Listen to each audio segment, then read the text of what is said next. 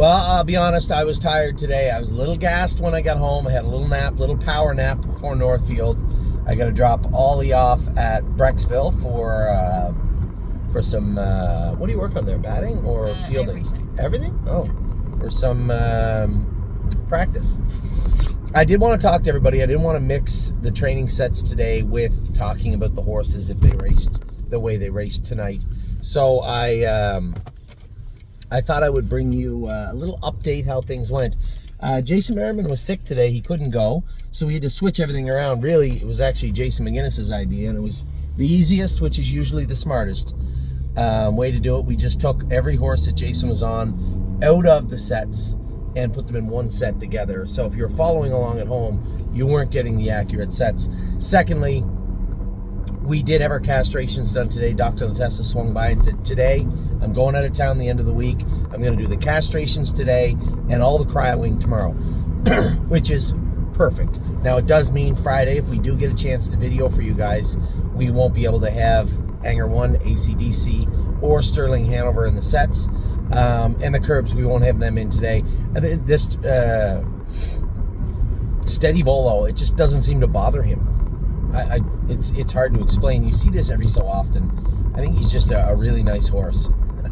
I wish we owned him. Daniel owns him, and good for Daniel, because truth be told, he picked the horse out because he knew the family from his friend Emilio had horses from that family, and it was a good family. I didn't love the horse because he stood off a little bit, and we had enough horses. When the sale come up and he sold, I had just bought maybe half an hour before a horse that fit the same bill. I can't think of who it is now.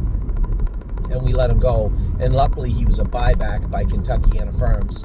And Mr. Brady decided he would sell the horse for exactly what he bought it back for. This thing is going crazy. So he's been lights out. We talk about how dominant Perfect Thought was the other day, and I had Joey go with her today, take her to the back. I said, she's done everything perfect. She's shown more than enough speed. Let's just shut her down for a little bit, just go easy with her. Took her back, run her up the inside, showed her a lot of some blind switches, and then let her pace on the end of it. We'll probably do something along the same line as that on Friday with her. But she has been great. As much as dominant as she's been, although Steady Volo, because he's had that curve the last 2.5, 3 weeks, we haven't really put him in gear and shown him off. He appears to be very similar to that. There's no true king or queen of the castle when it comes to the trotters just yet. But man, Steady Volo has looked very good. So let's get right to it. I hauled Don't Ask Again out of the set 1. I went with her later on. We'll talk about her in a minute. Amy went with Blue Rare. She was great. Everybody in that set was very, very good. Supermind made a little break, and I hadn't gone with him in a while. And Amy said, he trots really nice, but he'll roll off. I know exactly what he's doing. He's just touching himself, getting a little salty, and rolling off stride when he needs to work through it. And I can help him with that. He's going to wear the hobbles starting Friday. He's the type of horse where after we had the hobbles on him for about a month, maybe we can take them off, or maybe he'll just keep them straight through. But lots of speed, lots of talent. When you go to, I know what Amy's talking about, when you go to move him, he almost wants to over-trot himself, and then he immediately switches into this self-conscious gear where he's touching himself, he's out of gear, and you can hold them together, but you can't advance. That's not helpful to him, us, or the process. So the hobbles are going on Supermind right away. Everybody else was very good. Solidarity gets his flip-flops off tomorrow, I believe, and then we'll have him good for Friday. Everybody else was great. Emerald Tom, Jolene Hall, Uncle Danny, and Blue Rare was good again.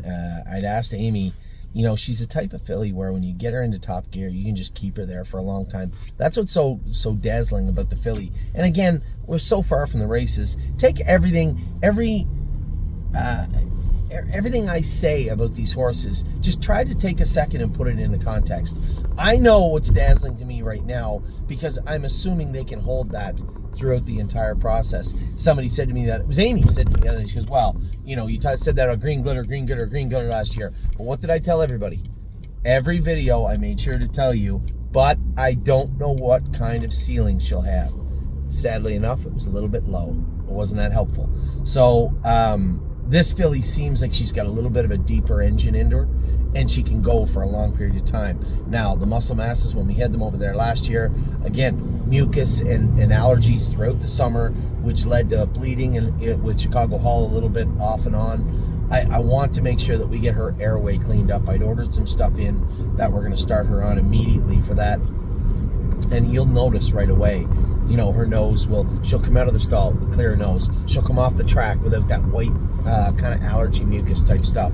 And that's what we got to work on with her. But I really, really like her. Everybody, Uncle Danny, again, you know, we talk about horses being at the top of the food chain. We never talk about Uncle Danny because he's just always present.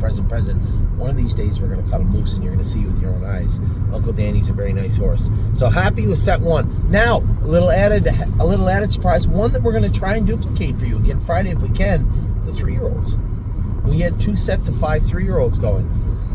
The horse that wowed me, now, Aunt Lily, I didn't realize that she made 209 or 10,000 Canadian last year. I didn't realize she made that much money. She was awesome. No hobbles on. And a big shout out to Gerald Latessa. He's in the hospital right now. That's Dr. Latessa's dad. His whole family, him and his mom and his dad own shares with us. And anytime that I hear one of our clients are in the hospital, obviously I want to reach out and say, hey, get well soon. Hope you're on your feet soon. Can't wait to see you in the winter circle this spring and this summer. So to Gerald, so very happy that things went well and can't wait to see you on your feet soon. So Aunt Lily, oddly enough, Gerald owns a piece of. She was the winner of her set. Charging second. This filly is going to make it hard on me, I guess. Melisandre, the best training mile of her entire life was today. That was a big mile, 1.5 miles, 2:14 her own last half, and like 1:03 and 1, 1:03 and 2 in the jog cart. She was the very best she's ever been. You might say, 2:14. You go 1 mile and 2:14 last half in 1:04 on a cold day in January, Northfield. You're getting there. And she looked good. I told everybody, you know, she's bred so well, we may have to shift gears like we did with Punch the Clock last year. Just because she can get to the track doesn't mean she's a stake filly and doesn't mean that she should be at the track. Well, with Melisandre, I can't tell after today. I thought I could tell. I thought we were just going to have to, you know, get her close to qualifying and said, all right, pull the plug. And that may very well happen, but she's not going to make it easy. She was very good today. Freedom Hill, Westland Warrior, Gymboree, all rolled off in the last turn. But, you know, that was the first taste of speed since they come back. Really starting to pick up speed. Now, Eric went with Westland Warrior and said he just lost Westland Warrior in the last turn because he got out of gear. What's wrong with me? It's all right. Started to run in, got out of gear, and he had to check him, and he lost him. Same thing with Gymboree. Tyler blamed himself. I told him, I said, I thought she was awesome the other day. She makes another break. We'll just put the hobbles on her. Scotty thought she was infinitely better with the hobbles on it, too. So we'll see. And then Freedom Hill, no Jason. Joey went with her. She made a break in the first turn, but Jason McGinnis has been going with her and said she's been lights out. Third set, Aunt Sarah Capistrano Knights. There was 8, but I can roll through them pretty quick. Aunt Sarah, Zena Kemp, Hanger 1 was scratched. Cherry's Girl was taken out of that set. No, I went with her in that set. Highest Honor and Elisa Hanover. All the horses were very good in there. Cherry's Girl made a break late in the stretch. I suspect that curb had something to do with it, but was trotting very good. That's the first time I've gone with her in a while, and she was great. Everybody else was kind of right there in a pack. If I'm not mistaken, Aunt Sarah got through and drove off just at the wire and looked very, very good again. Fourth set, Steady Volo. Here's a big update. Now, Megan's Lucky Day, and I told Amy, whether it's Bobby or Megan's Lucky Day, these Uncle Peters, they'll test you. And this is the time of year when they start being a little stubborn, a little rude. And there's only one way to get them through it, and that's to work them through it. You have to work them harder in January. You might have to throw an extra work or two in June outside of the normal scope of things. But Megan's Lucky Days. Oh, thanks, buddy. Megan's Lucky Day is no different. Acting up, throwing herself in the first turn, going the slow mile. And then I got her down. I hit her a little swat with the whip. And I'll tell you one thing. Cleared to the front down the backstretch, got by Steady Volo, and we were flying through the wire. She was, she was very, very good. So, Megan's Lucky Day, attitude, D, C- today. That will change quickly. But as far as speed, right up there in the A's, Steady Volo couldn't catch her down the lane. And who was on the outside closing in? Leland was right behind them. I know, honey. Leland was right behind them. Steph's Hope must have been Royal Flush Deal. Wow.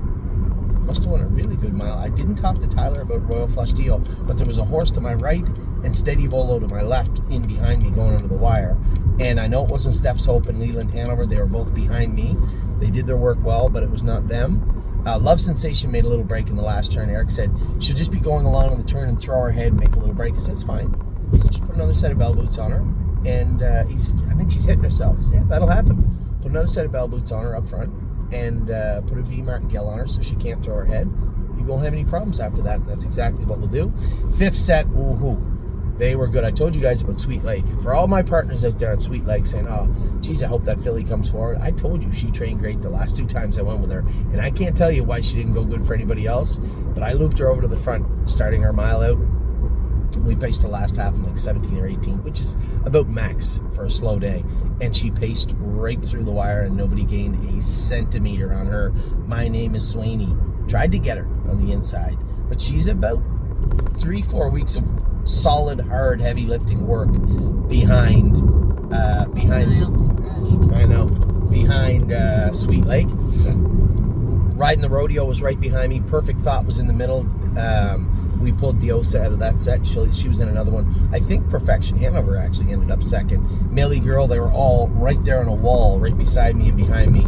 And Sweet Lake was awesome today. Everybody in that set was awesome today. Then we went out in the 6th set in New York. Is making big gains every time I go with him. He didn't go from... I like him too. He looks like a little chia pet. He looks like a little puffball. But he's gone from making breaks and being rude and to being focused and doing his work. He was good today. I was really happy within New York today. Degas trained great again. This entire set was good. Pretty Eyes and Lies. Joe J. Fotag. You know, beat us up again. Rico Tubbs. That's who won this set. Rico Tubbs. Eric's been raving about this colt. He really, really, really likes him. He beat everybody up today, but everybody in that set was good. Captain Doolittle with the hobbles on. He is touching himself. We're going to make a few little more adjustments to him for Friday's training, and I'll go with him on Friday. But he's still got a little bit of work to do yet to catch up to everybody else. 7th set, that was 3-year-olds also. Arrowhead Hanover came first over and dummied everybody. Not his forte. He's learning to do lots of different things. He's never been... That's not true. The day I won in Delaware, he was first over. So I guess that he has done that before. In my mind, when he trains this, usually he's on the front or covered up. You never see him in a first over grind position. But that's exactly what he was today. Grand Slam Dio, I'm going to send her to Ontario. She was awesome. But the last turn at Northfield, coming into the backstretch, actually, I just got jammed up a little bit in the 2-hole, and she lost herself and rolled off stride. I don't want to put the hobbles on her. I think... Listen, she's New Jersey and Kentucky. She doesn't need to be at Northfield Park. I'm going to send her over to Ontario to train. I'm a trucker. I'm going to do it because I have not got enough opportunities to get him to a 5/8 mile track. I guess I could send him to Tim, but I would rather us train him down also. I hate that the idea of training him down in Ontario to pull the plug on him and then we're out that shipping at least one way. But I think we owe it to the horse to give him an opportunity to do the best work he can right now. Secondary to him getting to the races right now is Michigan. I believe once we get him to the races and his confidence starts to bloom a little bit, then he won't have any problems on any size track. He's not too big. His gait wouldn't preclude him from being on a half.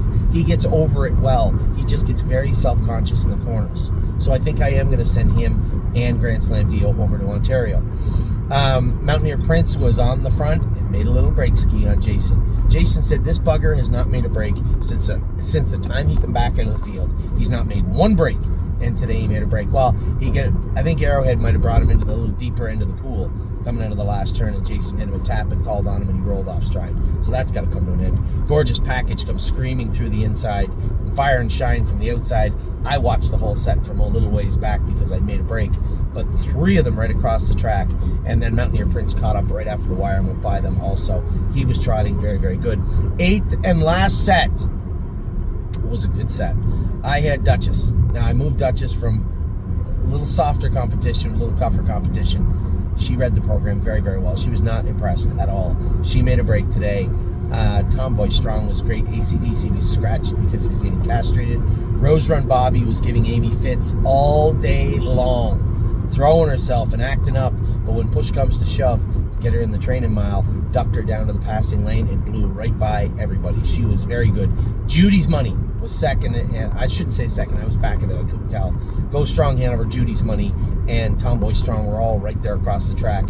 And Jailbird Jog was right there also. So a good, even day of training. I was really, really impressed with everybody.